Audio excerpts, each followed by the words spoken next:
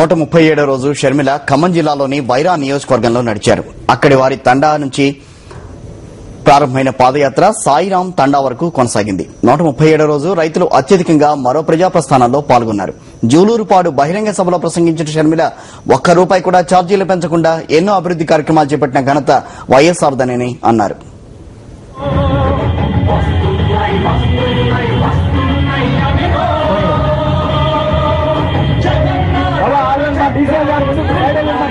పేదలు మహిళలను దృష్టిలో పెట్టుకుని వైఎస్ఆర్ పాలన సాగించారని షర్మిల చెప్పారు.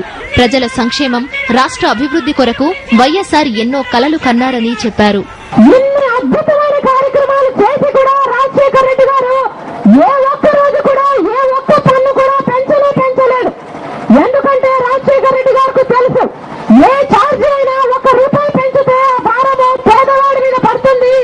పేదవాడికి ₹1 భారం పడినా పడినట్టే అని తలించాడు. కనుకనే రాజశేఖర రెడ్డి గారు 5 సంవత్సరాలు ముఖ్యమంత్రిగా ఉంటే ₹1 అంటే ₹1 ఆర్టీసీ ధరలు పెరగలేదు, గ్యాస్ ధరలు ₹1 పెరగలేదు, మున్సిపల్ ట్యాక్సీలు ₹1 పెరగలేదు, కరెంటు ఛార్జీలు ₹1 అంటే ₹1 రాజశేఖర రెడ్డి గారి హయాంలో పెరిగింది అని మన రాష్ట్రంలో ఏ ఒక్కరూ చెప్పలేరు.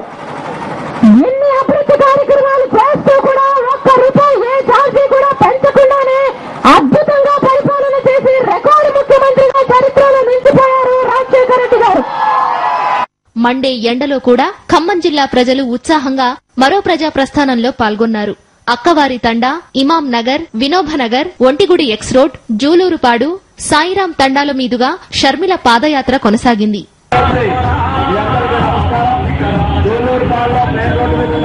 వైఎస్ఆర్ విగ్రహం దగ్గర మరో ప్రజా ప్రస్థానం పాదయాత్ర చేస్తున్నటువంటి షర్మిలక్క మన ప్రియతమ నాయకుడు మేము జగనన్న రాజ్యం కోసం రాజశేఖర రెడ్డి గారి ఆశయాలు సాధించడానికి మన శ్రీరమ్మ గారి పాదయాత్రలో మేము కొనసాగుతామండి.